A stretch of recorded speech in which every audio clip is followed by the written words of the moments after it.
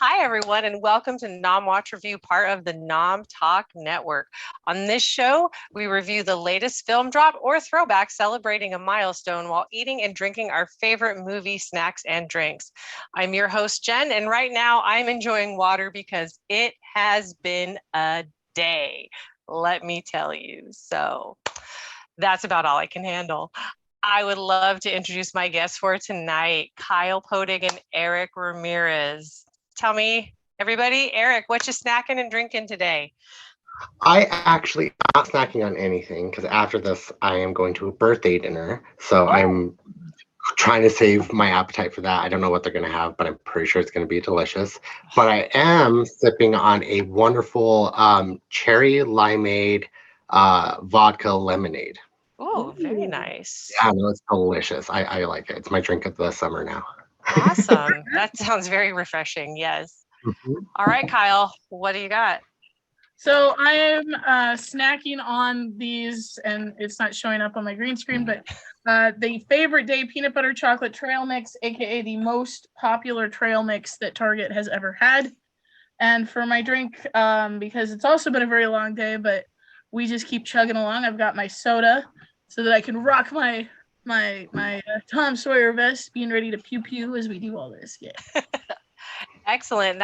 Thank you for the perfect segue, because tonight we are talking about 2003's The League of Extraordinary Gentlemen. But before we get started on that, I do want to remind everybody this month we are fundraising for the Trevor Project. And the Trevor Project is a nonprofit organization focused on suicide prevention efforts among LGBTQIA plus youth. I cannot say it as amazing as Erric says it. He's very Oh, well, he can't say it because unfortunately his sound has dropped. So he will return to us. Oh, there we go. There we go. But yeah, so please, if you can, consider giving a donation to this excellent organization that helps so many people. All right, guys, let's get started. So The League of Extraordinary Gentlemen. I have had very vague memories of this movie because I had two small children and it was rare that I got to watch a movie uninterrupted. So I think we actually saw this one in the theater and it was a rare treat to do so. So I did rewatch it today. I think let's go ahead and get started with some popcorn bucket ratings. I'll go ahead. I gave this one 3.5 popcorn buckets because I have fonder memories of it than what I experienced today. And like I said, it's been a day, so that may have colored my experience with it. Maybe I was so excited to be in a movie 20 years ago. I don't know. But Kyle, how many popcorn buckets did you give this movie? So, when I first saw this movie, it had to have been one that I saw in the theaters. I think just based on I was a teenager. I think at the time it was much larger and a grander spectacle than I thought at the time. And but it's an important film because it's the first real introduction to a multiverse of characters. And so you have all these different characters that come from different portions of literature. It's based on a comic by Alan Moore. It's a really interesting concept that's very much up my alley. I gave it a 3.5 popcorn bucket because some of the stuff in it does not hold up well from a social angle for me. And that's purely me. But I was definitely a little surprised at some of the decisions that they made. Now, granted, those are decisions that had merit given the kind of material that they were working with. I mean, if you're going to put Tom Sawyer in a book, in a movie, eventually you will have to address the Tom Sawyer book. If you're going to put Alan Quartermain in a book, you're going to have to address all of these things. So it's fertile material for a story, but I don't think they were really thinking about longevity in terms of these particular characters, and they clearly wanted to build a franchise. So this was like the MCU before the MCU, and it was very interesting to watch. And so I give it a 3.5 because a lot the social stuff was really important. I think that it's a very highbrow concept that missed the mark. So I might be a little bit petty in that 3.5 as opposed to giving it a 4 because it's a close 4. It's close to 4. More like a 3.8, 3.9. And then some of just the special effects. The special effects were definitely of their time. So yeah, that's why I'll say 3.5, but to round it up to like a 3.8, but it's still in the 3s for me. Okay, that's fair. How about for you, Erric? I am the outlier in this one. I thought I was gonna give it a 3 when I first was gonna do this, and then I watched it again yesterday and today. And I actually gave it a 4.5 because one, the story itself is actually pretty solid if you look at it. It's a pretty solid story. The end kind of lags there, but I think that's because they were it was supposed to be a sequel and it didn't. So that's where the end lags. But overall, the story is a good concept. Having the concept of all these, what's called like vampires and the Invisible Man and Tom Sawyer and Alan Quartermain and everything like that, bringing them in, which had never been done, but the comic books was a great idea. And I think they did a very good job. The acting was great.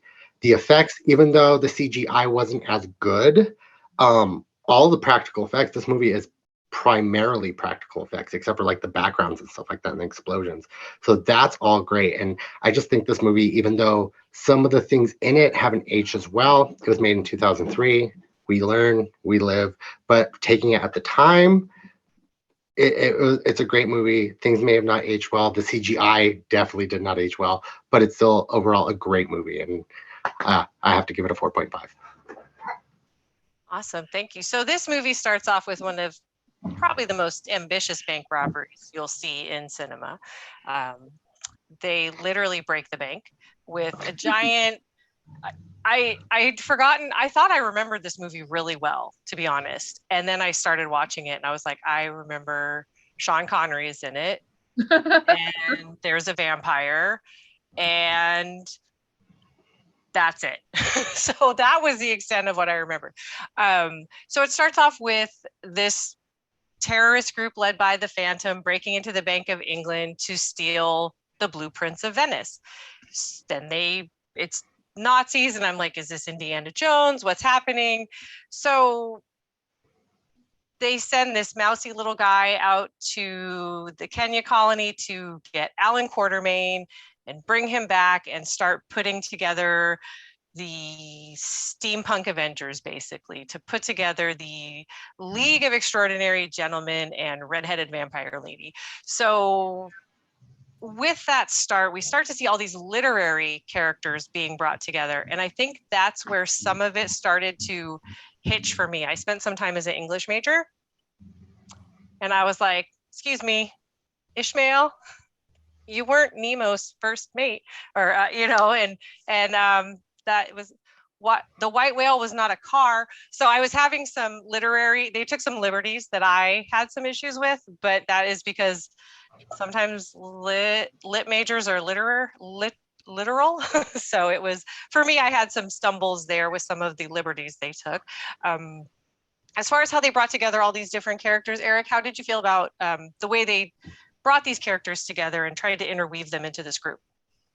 I actually thought, since all of these had just come out, most of all of them had come out of copyright, the liberties that the comic book artist took in creating all of them and coming in with introducing, actually Quartermain was supposed to be introduced a different way, and Sean Connery said no, because Quartermain in the comic book is an opium addict. So that's where he was supposed to be, and Sean Connery was like, not doing that, find me in Africa. And so they changed it for him. But a lot of the things that they did, I thought very interesting, that all of these, like Mina actually getting like a lead role in something and being like this kind of not damsel in distress was brilliant. Having an Invisible Man, not the Invisible Man, because that was the only one not out of copyright at the time. Having him just be like this snarky like thief that stole the potion and everything like that. I thought it was great how they pieced everything together to make it this world that they were already in together, kind of, but to make them of age with each other and introduce them. I thought they did a fantastic job.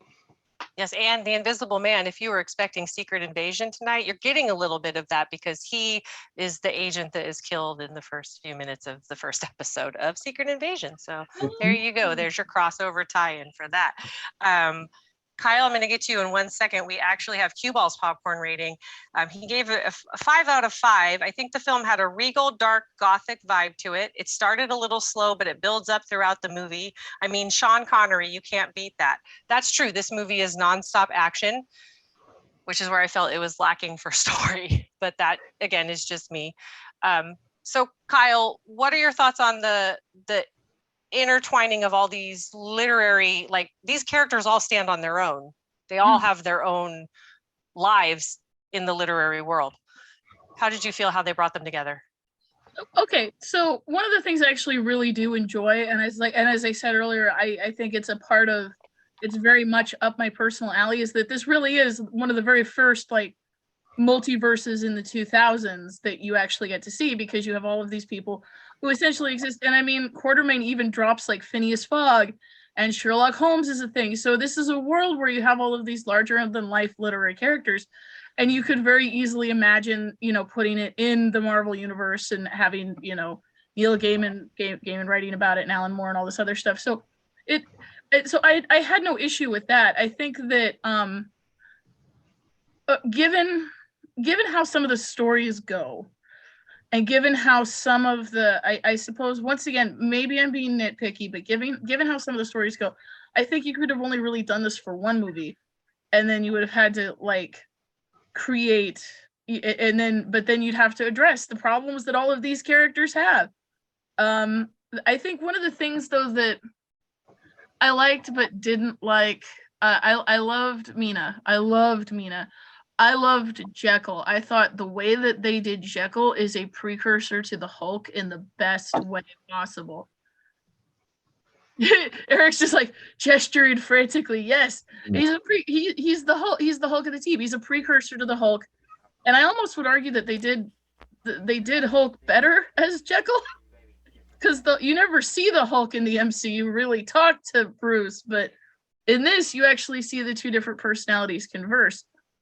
But then you get, Quartermain, who is dealing with white savior tropes, and you get Tom Sawyer, and you get Nemo. I think Nemo's casting was one of the big things that I didn't have a problem with at all. I actually thought that I really liked that. But then you get like Dorian. So I think it's a good start, but it could have only been one movie. It couldn't have been a franchise to me. And as you pointed out, they very clearly ended it expecting it to be a sequel. They ended it so abruptly, but very clearly expecting to carry it on. I was surprised that they didn't make another one. But I don't think they could have made another one. It would have been the same story, just with different setting or something like that. I do agree with that. The second one was supposed to be King Solomon's Mines or something like that. Oh, yeah. So same stories. In a different setting. So yeah, I had not a problem with the story, but my brain couldn't comprehend the Nautilus. That was a Nautilus. I was like, whose house are they in? So I had some problems with the spatially with the Nautilus. I was like, oh, that's a submarine. Okay. Maybe submarines have been too prevalent in the news lately for me to keep track of them. But I think the practical effects were great. They were, and the explosions really were the only thing for me that took me out of it, because like you said, those were really the only effects that they used that weren't practical. The Hulk was fantastic. Not the Hulk, but Dr. Jekyll, Mr. Hyde was fantastic. Now, one of my favorite books always has been The Picture of Dorian Gray. So that was probably for me one of my favorite characters to have in it, because he's not a good person, and I gravitate towards, I like villains in stuff. So I was like interested to see how they're going to bring him into this group who it's not really necessarily a group of good guys, right? These aren't great people brought together to save the world. There was no idea to bring together a group of extraordinary individuals. So they are on the, let's see, I'm trying to catch my place here. So the Nautilus arrives in Venice. I'm sorry, I lost my place. Oh, I know why, because I threw myself off with the, here we go. All right. It's the no caffeine thing, guys. I apologize. I haven't read the graphic novel, so I don't know a lot about that particular part of the source material as much as I do where I've read most of the novels that it's based on. So I was actually surprised when here comes Tom Sawyer as part of this League of Extraordinary Gentlemen. But it's really cool. I obviously, that was a highlight for you, Kyle, because here you are dressed as Tom Sawyer. What about the casting of this movie? So obviously Sean Connery, he's fantastic. There's a lot of people in this movie I'm not very familiar with, but I really enjoyed the performances that they gave. You mentioned Nemo, Kyle. Like, actually for me, that was one of the first things I looked up because this movie was made in 2003. And because back then they weren't as careful with casting certain roles, right? So the first thing I looked up was like, who is Nemo? Well, you know, and I was very impressed with the casting that they did. They did responsible casting in this case. And he was very well cast in general as an actor also. Richard Roxburgh as M, the Phantom, Moriarty. He was fantastic. He was fantastic. He's always a fantastic little Weasley bad guy. You know, what was your favorite casting in this particular movie, Kyle? Well, I mentioned Nemo, and I mentioned I liked Tom Sawyer. You can't not like Sean Connery if he's in something. That's illegal. I don't know if people knew that, but it's actually illegal. Oh. If Sean Connery's in a movie, you have to like it, even if it's an uncomfortable movie. I think the one that really stands out though is I don't remember who played Mina. Who played Mina, Eric? Because Peter Wilson. Okay, because I loved her, and I can't find her in anything else, but she just absolutely nailed it in a way that went beyond, if we're comparing it to the Avengers, it went beyond Romanoff. It was like completely, you know, dark and twisted, but also like trying to be a good person. Like she really brought it. And so I think out of all of them, she's probably my favorite. And like I said, I liked the Hulk. I like Dr. Jekyll and Mr. Hyde. That poor man and that poor green monster always tied together with that particular story. But I think definitely Mina and Skinner. we love ourselves a snarky invisible man. And Jason Fleming portrayed Jekyll and Hyde. Yes. Yes. And how about for you, Eric? What was some of your favorite casting in this particular? I actually have to say, like, every person they cast in this film was kind of my favorite because they fit the roles so well, and they did it. They were honest with the roles that they had and fit right into like what I imagine in the books and stuff like that of them a little bit, especially from the graphic novel. Like that's what I pictured them being. So everybody pretty much was my favorite. Upon favorite was definitely Jason Fleming, just the Dr. Hyde and Jekyll and Hyde, because like the length that he went to above everybody else in this film was he was in the like makeup chair for like 7 hours and then would shoot his scenes in this like huge suit. And so I'm just like, you have to give that to him. Plus Sean Connery. I mean, this is the last time Sean Connery was in a live action movie before he quit and died. So like you have to give it to him. Dead? Yeah. Is Sean Connery dead? Yeah, he passed away 2010, I think. Yeah, a little bit ago. Sorry. I spoiler alert. I'm sorry. Yeah. No. I'm so sorry, chat, and I'm so sorry to everybody because I had absolutely no idea. Yeah. I was. You always thought about it. You're like, oh wow, okay, yeah. He passed away in 2020, so a couple of years ago. Yeah. Okay, that's probably why I wasn't aware of it. But oh my god, wow. Yeah. Sorry, everybody. It's okay. Sorry, I'm fine. I'm not emotionally like scarred or crying or anything. I'm just like, oh man, what a. Yeah, but that was. I'm bumping my to fork popcorn. seeing Sean Connery in this and like giving it all his all and having fun, Especially this was kind of out of his realm to do stuff, because he had been offered like The Matrix, he had been offered Lord of the Rings, and he turned them down. And so when this came along, he was just like, well, these other two that I turned down because I didn't know what they were big hits. Let me do this one. And then he did it. And so you have to give him that. He stepped out of his comfort zone and just jumped in full-heartedly. So definitely Sean Connery. Yeah. And I like that for myself. I like a cast when I don't recognize all of them, because then I'm not thinking of, oh, that's Chris Evans as so-and-so. It's just a character on the screen for me. I'm not thinking about who else they've played. So for a lot of these people, especially, I may know them as something now, but because it was 20 years ago, they look different. So for me, watching it even today, that didn't click that it was Stuart Townsend for me as Dorian Gray. So I was like, oh, he's really good as Dorian Gray. And then I looked at it, I'm like, oh, you ding dong.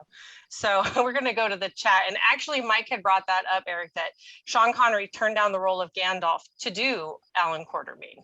So yeah, he could have been Gandalf, but then he wouldn't have been able to retire. So, that would have been good. And then Cue Ball does bring up, who can forget Peter Wilson as I want to say Lucy because I just watched Dracula the other day as well, but as Mina Harker, she's so seductive as a vampire. And yes, she was. And actually, when she came out with her hair down and curly, my brain went to Black Widow. I was like, oh, yes, that moment when she walked into that room and her hair is just curly and she's like, I'm just like, okay, you. And I love that fight scene with her and Dorian where they're just going all their aggression all day. Yep. And then Mike also pointed out that this movie lost money for 20th Century Fox because they were up against the first Pirates of the Caribbean film, which is unfortunate because if you had to ask me which of the movie I prefer between the two of them, I would watch this movie before I watch Pirates of the Caribbean again, personally. And then Nom Talk Network, I also haven't read the graphic novel, but Mike did bring up a good point. It was unfortunate that it was up against Pirates of the Caribbean, but now that Fox is under Disney, does that mean we could get a reboot? That would be interesting. I would really be interested to see who they would cast nowadays in some of these roles.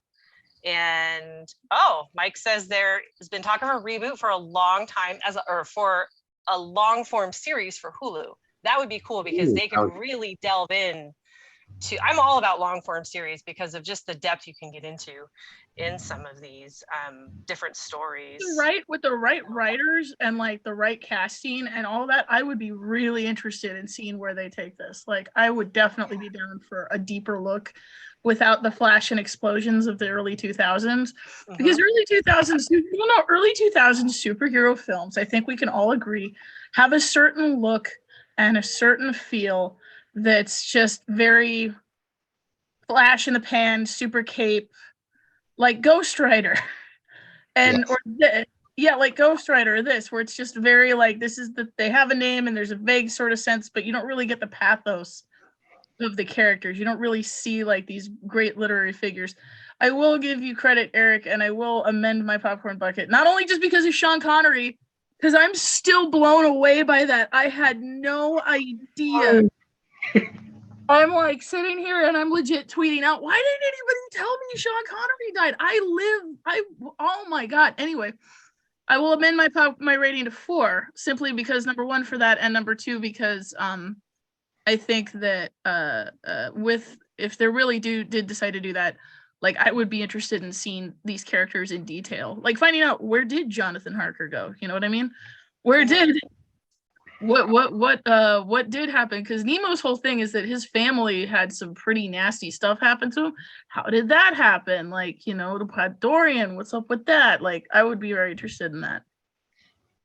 I mean, it's fair that you missed that Sean Connery passed away because there was a few things going on in 2020. So don't be too hard on yourself about that because 2020 was a bit of a mess. So it is completely fair. So one of the things we do find out in the movie is that, I mean, we know these aren't all great people that they're bringing together. But Dorian has been bringing together all the elements of the League because he wants to create his own Nautilus, his own invisible spies, vampire assassins, and a whole league of Hyde-like soldiers, and then sell these formulas off to the highest bidder. So did they know about these motives that he had going forward? Is he the worst of all the people? Like, who decided to bring together this group, and did they know that they were bringing together this little ticking time bomb of, are they humans? I don't want to say humans because I don't think they're all human, and I don't know that even Dorian counts as a human. Also, just a side note on the picture of Dorian Gray, find the version that has Angela Lansbury in it when she's like 17, because it's fantastic. It's great, and she's beautiful little 17, 18-year-old Angela Lansbury. Yeah, it's a great version of it. It's from quite long ago, but it's a really good telling of the story. But yeah, so there's all this skullduggery going on in the background of it, and I think that's kind of where I lost some of the threads with the story, which was probably part my ADD and ADHD kicking in. But there was so much going on that may be where I lost some of the threads. It was hard for me to keep up. You had a lot of redheaded actors in this movie. It was hard for me to tell these guys apart. But I did really, at the heart of it, enjoy the performances, because the performances, I think, are what kept me watching. So, we had some strong performances, the practical effects, but I would really enjoy having them delve deeper. What do you think if they took this into a long form series? Kyle, as a writer, how do you think you might start approaching something like that? Because I know you do write. I know you write like more for like periodicals and stuff, but how do you think you'd approach something like that? How would you start telling the story? Would you break it down by character? Give me a minute to formulate something. Sure. Erric, think of things. How I would go about it is like there was this wonderful show on Netflix. It was like all different colors, like green, yellow. I can't remember what it was called. I'll have to look it up and get back to you. But it was like a band of thieves and everything like that. And overall, they told the overall arching story, but then they would jump back in time or forward in time, and dive deeper. If I were to do this, I would definitely start off with this main, like the world's in trouble. There's going to be a World War III thing. But as you're meeting everybody, that's when you split into like hearing Mina and what happened to Harker. For Skinner, seeing him still the invisibility potion and everything like that. And then for what's it called? Dorian Gray, seeing him get his painting painted and everything like that, and him living this boring life. But also on the other aspect, seeing his painting get stolen by Moriarty and his like internal demise of him being blackmailed to pretty much do all of this for all of them. So it would definitely dive into deeper with all of these characters because they were just so interesting. We got tidbits in there with like his son dying and Mina being like, I'm a vampire, blah, blah, blah. You get tidbits in the movie, but not nearly enough as much as I wanted. So I think Eric's on the money. I think the one thing, like 150%, the only thing that I would change would be I would put together a point of view character, and I would keep the point of view character observing, or I would have not like in the background, not like, I am the author, blah, blah, blah, but there would be like a recruiter or someone who would be going through and like, not like who would be going through and who would be like, recruiting these people and then giving you the introduction and then moving them into that. So there would be, if I go through my list of very specific American literature figures, or at least classic literature figures, what would be really interesting is if it was a figure like from a modern-ish story, and then they just juxtaposed it into a steampunk era. Like, my first impulse, 150%, is to say Guy Montag from Fahrenheit 451. Okay, because if you put him in a steampunky setting, like, here's a guy who, you know, is just he's been given this assignment and he only does what he's told, and he's just very like by the book, and his wife is just really super boring, and then he's tasked by his overseers to like recruit these incredible people, and you get the added layer of this person learning about there being these powerful figures in the world, and in everyone who knows literature would be like, oh, this is Guy Montag. This is from Fahrenheit 451. This is the same guy who burns books for a living, and here he is in this juxtaposed world where he's collecting all these famous literary characters. So you'd obviously have to shift it to the 1800s, but at the same time, you know, the parallels would be there, and I would put it in the guise of there would be a point of view character who would help look through all of these different things. And I would also tie their backstories a little bit together to give them like a long form, not like a 22, 23 season, but maybe like 8 or 9 episodes. So I would get it really tight. And I would also put I would want to make sure that it was a diverse writing staff. That's the other thing, because I think that there's a lot in this that could go very, very wrong. That's just to me. Yeah. So. No, I would agree with that. The chat tells me, Eric, that the series you're talking about is Kaleidoscope. Yes, and that has my personal favorite Giancarlo Esposito in it, so I need to get to watching that. Another series that was brought up was Penny Dreadful. If you've watched that would be Penny Dreadful. A similar way to tell the story. That was also a very good one. Yes, absolutely. Let's see if we missed anything else. Lots of people agreeing with Penny Dreadful. Profiling each potential league member, kind of like the Suicide Squad, that would also be a good way to do it. And yeah, I do need to watch Kaleidoscope. Practical effects, costuming, the set, definitely. And Andy's joined us and he says, howdy chat, this film is the biggest what could have been opportunity. Agreed. Yeah, so I think that would be a really good long form series. I hope they are able to pull that off. I know right now everything's kind of like this in Hollywood, so we can dream, we can make up whatever we want. It was funny because when you were talking about Guy from yeah, my first thought was like, it'd be funny to have someone who's like almost a humorist, and then I was like Mark Twain, and I was like, nope, too on the nose, because we already have Tom Sawyer in here. So but I just could see him in his little white suit in a rocking chair with his pipe, and then I'm like, wait, no, we already kind of have him here. No, so see, but that's just it. You can never include an author. These are real people. You can't have right. That's right. It's a nudge. It would be like if Neil Gaiman guest starred in because everybody, I'll give you another example of a multiversal series that's very literary, The Dark Tower by Stephen King. Oh yeah. Stephen King put himself in the last book, and everyone was like, why would you put yourself in the last book? I loved it, but that was a big subject of discourse. You can't put the authors.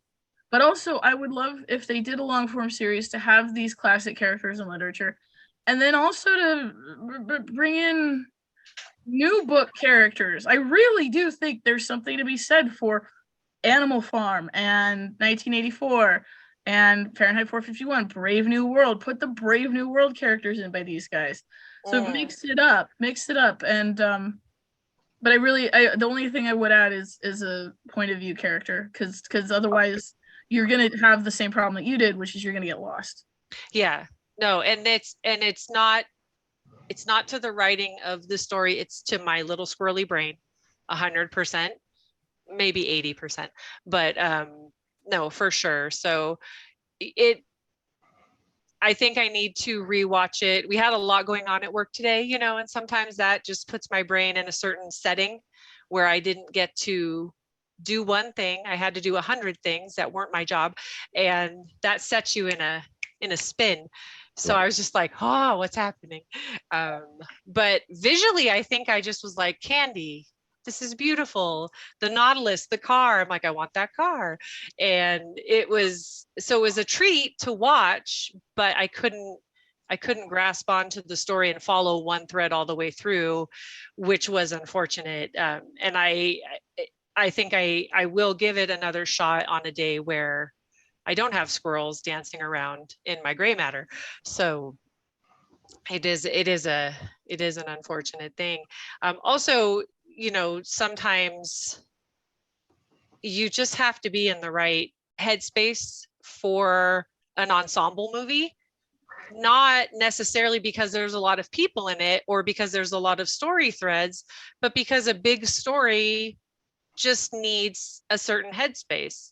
And I think this particular type of story is a big adventure. It's got a lot of elements from the time it starts. I mean, I was just like, oh, that poor policeman got run over. You know, it was like, oh, his little hat. Like, well, this isn't a good start. Man, maybe I should watch something happier. I'm like, no, I need to watch this movie. So, you know. The best part about it was the little sticks beating on the. Yes. And then I felt bad for the other guy when he's like, Quartermain, I'm Quartermain. I'm like, you're not Alan Quartermain. You're not Sean Connery. So, and then that really didn't serve him very well, did it? Because it got him shot. So for some reason, I thought the Pinkertons were part of this movie, which is why I know I was misremembering. Were the Pinkertons part of this movie? How did I get that false memory about this movie? Don't know. It felt like I thought for some reason I'm all, where's the Pinkertons? They're in this, and see, false memories. This is what happens when you have kids when you're like in your early 20s. Your brain goes out the door. I think it's just because of like the steampunk era and kind of what I associate that time period with. The Pinkertons were in that same Western early 1800s, that kind of era. The detective. The beginning of the detective stories and things like that. And that's what they sort of represent with, you know, in my head. I feel like they, let me see here. With the cinematography, because they really made a limited space look so big. How do you feel they did with the cinematography and using the space they had inside the Nautilus to bring such a limited space and use it the way they did? Eric. I definitely because I'm in it this way, and I watch like the background scenes, like the special features and crap out of movies. Which, if you haven't watched the special features of this movie, definitely watch it. They actually jump into costuming and everything. The space that they had. I can't remember where they shot. I just watched it and I just can't remember for some reason. They actually did a really good job. Like most of everything was actually filmed live on location. Only a couple of times, like in the London's parts, were they using green screen to make it look like old time London, but everything was built. Like Venice, they built Paris, they built the streets of London and everything like that. So they were immersed in the city and the world. So the cinematography for all of that, I thought it was just brilliant. Plus they did small effects. They built like small buildings and everything to get the explosions and get closer and everything like that.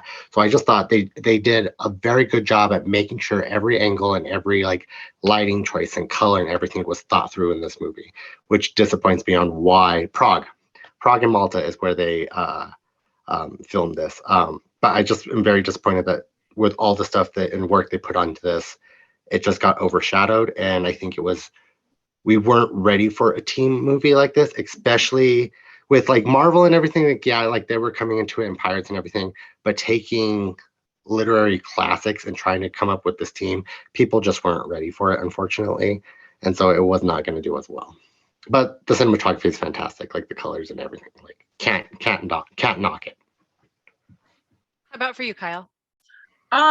Once again, I'm gonna echo everything that Eric said about this, and I also think that this is one of those movies that, on the basis of costuming and cinematography alone, could be argued to become a cult classic.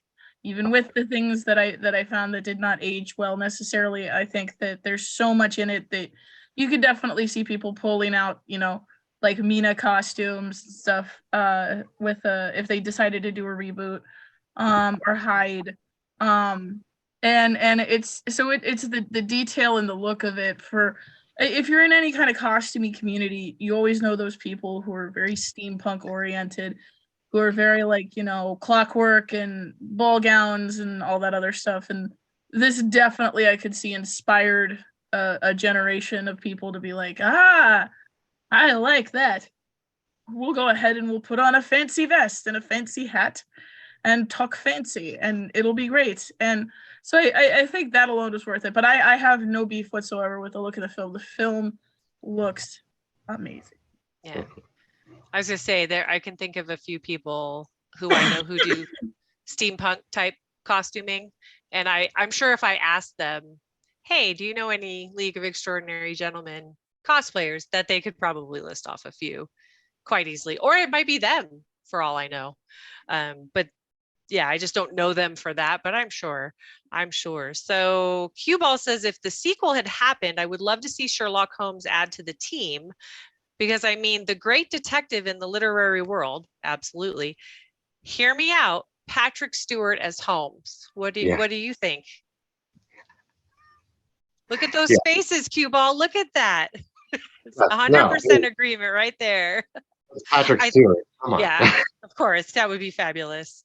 And then Tim says, oh, totally. Who doesn't love Patrick Stewart? And Nom Talk Neckwort says, those people are monsters. I assume people who don't love Patrick Stewart. That's correct. They are monsters. I can't think of anyone who would play an older Sherlock Holmes better than Patrick Stewart.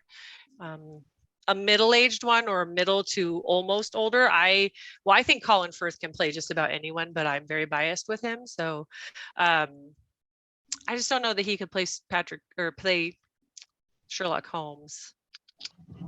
I do like Colin Firth in a lot of things, but not for that. Patrick Stewart would probably definitely win out for an older. I'd like to get Ian McKellen in here as somebody. Let's find somebody literary. We can get him in here. I just like him and Patrick Stewart together. So that's true. I mean, granted, unfortunately, we do need a new Quartermain because we do. And then he was Gandalf, so we could just bring this whole thing full circle. So I know that was who would actually I would enjoy seeing to play Sherlock? Andy Serkis. I think he would play. Okay. Because he'd probably be like a Watson type character, and then I could see him playing Sherlock or playing Watson, but he really has the range. He could very easily, because his turn as Claw in Black Panther was extremely underrated. Yeah. Like that was really good. So I could see him as Sherlock. I'd love to see him stretch his acting chops a little bit. And then it would just be hard to recast it because we have these images in our head. Like recasting it nowadays for a sequel or for a reboot or anything like that, they would really have to think long and hard, because these people did an amazing job, and you can just go back and watch it and be like, well, that was a better Quartermain, that was a better Mina. I don't think you can recast. Quartermain would have to the whole Africa will never let the guy die really rubbed me the wrong way. So I could just as easily see Quartermain being like, oh, somehow he's still dead, and we mourned the great man, pass on. And that's a good impetus. It's like, well, this happened with magical stuff. Why isn't this working? And you could go and you could get all of these other different literary characters trying to figure out, it's like, why didn't XYZ happen? What's with the science and the magic behind that? Oh God, why am I drawing? You know who they could put in this? They could put Heathcliff. Let's get into the Brontes. Mr. Rochester, Heathcliff, Jane Eyre. Like put the really Elizabethan.